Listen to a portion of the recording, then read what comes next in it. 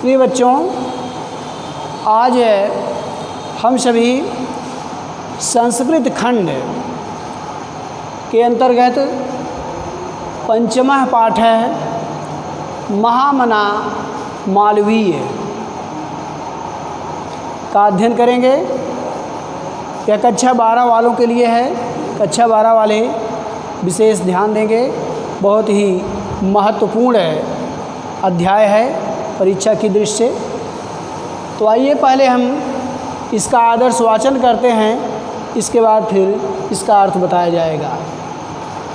महामनस्विनः मदन मोहन मालवीयस्य जन्म प्रयागे प्रतिष्ठित परिवारे अभवत्। अस्य पिता पंडित व्रजनाथ मालवीयः संस्कृतस्य सम्मान्य विद्वान् आसीत्। अयं प्रयागे एव संस्कृत पाठशालायां राजकीय विद्यालये म्योर सेंट्रल महाविद्यालये च शिक्षां प्राप्य अत्रैव राजकीय विद्यालये अध्यापनम् आरब्धवान्। युवकः मालवीयः स्वकीयेन प्रभावपूर्ण भाषणेन जनानां मनांस अमोहयत्। अतः अस्य सुहृदं तं प्रांग विभाग पदवीं प्राप्य देशस्य श्रेष्ठतरां सेवां कर्तुं प्रेरितवन्तः। तदनुसारम् अयं विधि परीक्षाम् उत्तीर्य प्रयागस्थे उच्च न्यायालये प्रांग विभाग कर्म कर्तुमारभत। विधेः प्रतिष्ठज्ञानेन मधुरालापेन उदार व्यवहारेण च अयं शीघ्रमेव मित्राणां न्यायाधीशानां च सम्मानभाजनम् अभवत्। महापुरुषाः लौकिक प्रलोभनेषु बद्धाः नियतलक्ष्यान् कदापि भ्रश्यन्ति। देशसेवानुरक्तो अयं युवा उच्च न्यायालयस्य परिधौ स्थातुं न शक्नोत्। पंडित मोतीलाल नेहरू, लाला लाजपत राय प्रभृतिभिः अन्यैः राष्ट्रनायकैः सह सोऽपि देशस्य स्वतन्त्रतासंग्रामे अवतीर्णः। देहल्यां 23तमे कांग्रेसस्य अधिवेशने अयम् अध्यक्षपदम् अलङ्कृतवान्। रोलट एक्ट इत्याख्यस्य विरोधे अस्य ओजस्वी भाषणं श्रुत्वा आङ्ग्लशासकाः भीताः जाताः। बहुवारं कारागारे निक्षिप्तोऽपि अयं वीरः देशसेवाव्रतं नात्यजत्। तो आइए इसका अर्थ देखते हैं। महामनस्विनः मदन मोहन मालवीयस्य जन्म प्रयागे प्रतिष्ठित परिवारे अभवत्। महामनस्वी मदन मोहन मालवीय जी का जन्म प्रयाग के एक प्रतिष्ठित परिवार में हुआ। अस्य पिता पंडित व्रजनाथ मालवीय संस्कृतस्य सम्मान्य विद्वान् आसीत्। इनके पिता पंडित व्रजनाथ मालवीय संस्कृत के सम्मानित विद्वान थे। अयं प्रयागे एव संस्कृत पाठशालायां, यह प्रयाग में ही संस्कृत पाठशाला, राजकीय विद्यालय में म्योर सेंट्रल महाविद्यालय च और म्योर सेंट्रल महाविद्यालय से शिक्षा प्राप्त करके राजकीय विद्यालय अध्यापनम आरब्धवान्। राजकीय विद्यालय में अध्यापन का कार्य प्रारंभ किए।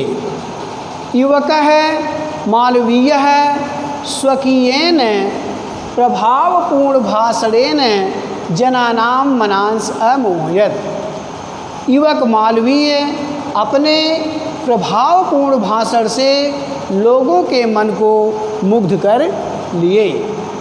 अतः अस्य सुहृदम, अतः इनके शुभचिंतकों ने तम प्रांग विभाग पदवीं, सुहृदम माने इनके मित्रों ने या शुभचिंतकों ने, तम प्रांग विभाग पदवीं, इन्हें वकालत की पदवी प्राप्त करके देश की श्रेष्ठतरां सेवां कर्तुं प्रेरितवन्तः।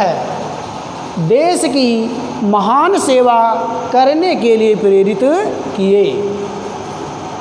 तदनुसारम अयम विधि परीक्षामुत्तीर्य प्रयागस्थे उच्च न्यायालय प्रांग विभाग कर्म कर्तुमारभत।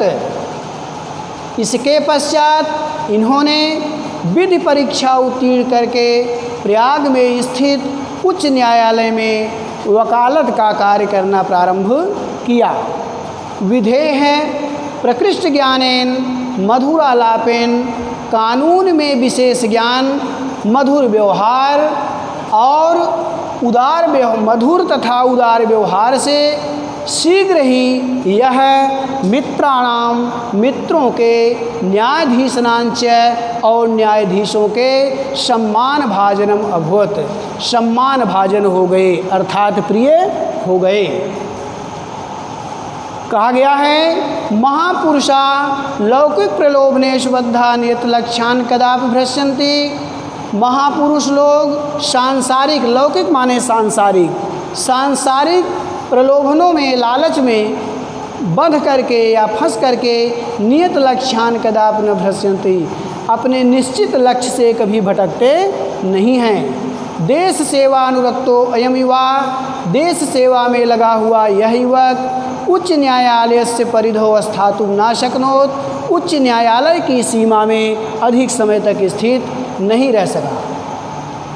पंडित मोतीलाल नेहरू, लाला लाजपत राय प्रभृति भी अन्य राष्ट्रनायिकैः सह, पंडित मोतीलाल नेहरू, लाला लाजपत राय इत्यादि, प्रभृति भी माने इत्यादि, इत्यादि अनेक राष्ट्रनायकों के साथ सह शो अपि, वह भी देशस्य स्वतंत्रता संग्राम में अवतीर्ण है, देश की स्वतंत्रता संग्राम में उतर पड़े। देहल्याम त्रयोविंशतिशततमे कांग्रेसस्याधिवेशने अयम अध्यक्ष पदम अलंकृतवान। दिल्ली के 23वें कांग्रेस के अधिवेशन में इन्होंने अध्यक्ष पद को अलंकृत किया, अध्यक्ष पद को सुशोभित किया। रोलट एक्ट इत्याख्यस्य विरोधस्य ओजस्वी भाषणं श्रुत्वा, रोलट नामक एक्ट के इनके विरोधपूर्ण ओजस्वी भाषण को सुनकर, रोलट एक्ट नामक इनके विरोधपूर्ण ओजस्वी भाषण को सुनकर आंग्ल शासका भीता जाता, अंग्रेज शासक डर गए। बहुबारम कारागारे निक्षिप्तो अपि, कई बार जेल में डाले जाने के बाद भी, कारागार में डाले जाने के बाद भी अयम वीरः देश सेवाव्रतम न त्यजति, यह वीर देश सेवा के व्रत को नहीं त्यागा, देश सेवा के व्रत को नहीं छोड़ा। तो इस प्रकार से यह हुआ। फिर से एक बार आप लोग देख सकते हैं कि महामनस्वी मदन मोहन मालवीय जी का जन्म प्रयाग के प्रतिष्ठित परिवार में हुआ। इनके पिता पंडित ब्रजनाथ मालवीय एक संस्कृत के सम्मानित विद्वान थे। अयम प्रयाग संस्कृत पाठशाला, यह प्रयाग में ही संस्कृत पाठशाला, राजकीय विद्यालय, म्योर सेंट्रल महाविद्यालय में शिक्षा प्राप्त करके राजकीय विद्यालय में अध्यापन कार्य प्रारंभ किए। युवक मालवीय अपने प्रभावपूर्ण भाषण से लोगों के मन को मुग्ध कर लिए, अतः इनके शुभचिंतकों ने इन्हें वकालत की पदवी प्राप्त करके देश की सेवा करने के लिए प्रेरित किया। इसके पश्चात इन्होंने विधि परीक्षा उत्तीर्ण करके प्रयाग में उच्च न्यायालय में वकालत का कार्य करना प्रारंभ किया। विधेय प्रकृष्ट ज्ञानेन, कानून में विशेष ज्ञान, मधुर व्यवहार तथा मधुर एवं उदार व्यवहार से शीघ्र ही यह मित्रों और न्यायाधीशों के प्रिय हो गए, सम्मान भाजन हो गए। महापुरुषा लौकिक प्रलोभनेषु बद्धा नियत लक्ष्यान् कदा भ्रश्यन्ति, महापुरुष लोग सांसारिक बंधनों में फंस करके, सांसारिक लालच में बंध करके निश्चित लक्ष्य से कभी भटकते नहीं हैं। देश सेवानुरक्तो अयम युवा उच्च न्यायालय परिधो स्थातुं न शक्नोत, देश सेवा में लगा हुआ यह युवक उच्च न्यायालय की सीमा में अधिक समय तक स्थित नहीं रह सका। पंडित मोतीलाल नेहरू, लाला लाजपत राय प्रभृतिभिः अन्यैः राष्ट्रनायकैः सह सोऽपि देशस्य स्वतंत्रता संग्रामे अवतीर्णः। पंडित मोतीलाल नेहरू, लाला लाजपत राय इत्यादि अनेक राष्ट्रनायकों के साथ इन्होंने देश की स्वतंत्रता संग्राम में उतर पड़े।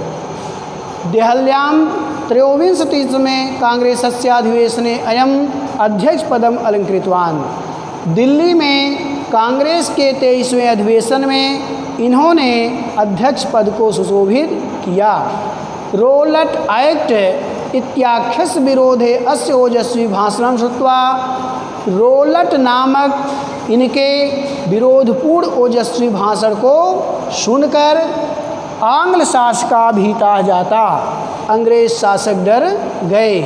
बहुबारम कारागारे निक्षिप्तो अपि, कई बार जेल में डाले जाने के बाद भी अयम वीरः देश सेवा व्रतम न त्यजत, यह वीर देश सेवा के व्रत को नहीं त्यागा।